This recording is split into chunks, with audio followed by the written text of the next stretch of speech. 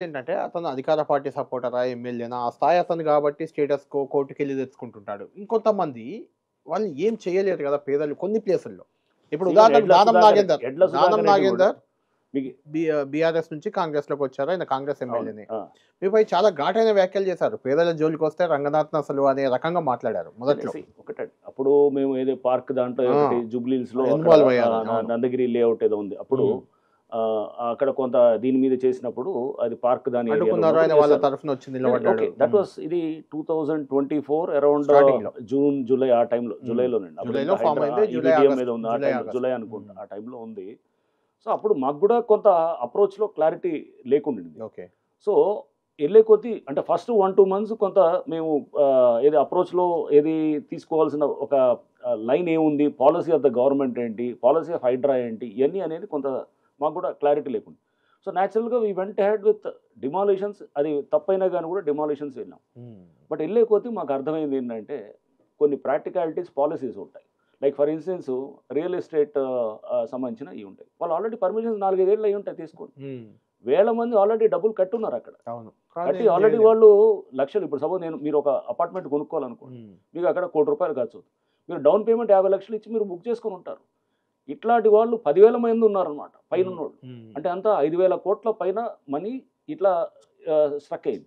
రేపు మేము కూలిస్తే గనుక ఇట్లాంటి వాటిలో ఎక్కడన్నా చెరువుల్లో ఉందనో లేదా ఇదని కూలిస్తే ఈ డబ్బులు ఎవడు రిటర్న్ చేస్తాడు? చేయలేడు. అందుకోసం గవర్నమెంట్ ఒక పాలిసీ తీసుకొని ఆల్రెడీ పర్మిషన్స్ వచ్చిన వాటిలకి ఏమన్నా ఉంటే గనక దాని జోలికి హైడ్రా వెళ్ళకూడదు అనేది చాలా కష్టంగా అది ఒక మీటింగ్‌లో తీసుకోవడం జరిగింది.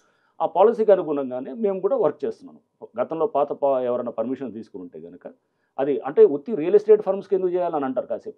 రియల్ ఎస్టేట్ అంటారు ఆ వెంచర్ అదే ఈ చాలా వెంచర్ అంటారు. మంది మరి కామన్ చాలా మంది పీపుల్ ఇల్లులు కూడా ఇన్వాల్వ్ ఉన్నారు. అయ్యి ఉంటారు. అవును. మరి చాలా మంది ఇల్లులు కూడా చాలా మంది ఈవెన్ రియల్ ఎస్టేట్ దాంట్లో కూడా మీరన్నట్టు కామన్ పీపుల్ మనం అడ్వాన్స్ రియల్ కట్టి ఎస్టేట్‌ని ఉంటారు. ఎందుకు టార్గెట్ చేయాలంటున్నాను. హ్మ్. ఓన్లీ రియల్ ఎస్టేట్ ఈ కంపెనీ, నా కంపెనీ ఎందుకు టార్గెట్ చేయాలి? చాలా మంది ఇల్లులు కూడా కట్టారు. అవును. మరి ఆ లెక్కన ఏది ఎఫ్‌టీఎల్‌లో కట్టిన ఇల్లులు ఉన్నాయి. అవును.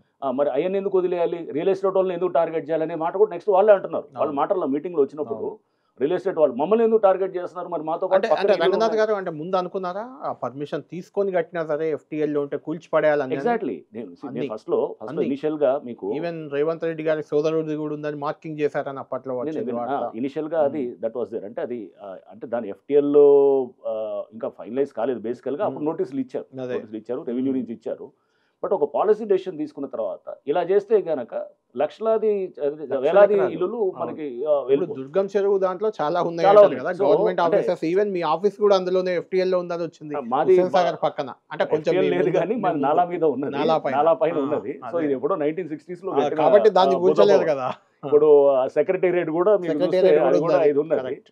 సో, ఇట్లా రకరకాలుగా మీరు వాటి జోలికెళ్లరు. ఎళ్ళలేము గూడా. అంటే హ్మ్. ఇయన్నీ పాతది. ఇప్పుడు అందుకోసం గవర్నమెంట్ మాకు గూడా ఒక క్లారిటీ వచ్చింది. ఫస్ట్ 1, 2 మంత్స్ తర్వాత రూల్ అంటే రూల్ అనేటట్టు పోయిన హ్మ్. తర్వాత. హ్మ్. తర్వాత గవర్నమెంట్ ఒక పాలిసీ డెసిషన్ తీసుకున్నప్పుడు ఒక ఏం చేయాలి అంటే ఒక ప్రాక్టికల్‌గా ఇప్పుడు హైడ్రా కొత్తగా వచ్చేసి సడెన్‌గా జూలై 18, 2024 వచ్చేసి మొత్తం మీరు ఏది పాతయన్నీ తీసేస్తామంటే గనక లక్షల కాదు గదా! ఎకరాలు. అవును. జనాలందరూ అవును. అప్పుడు హడలెత్తిపోయినారప్పుడు. అవును. అందుకోసం ఒక పాలిసీ తీసుకుంది.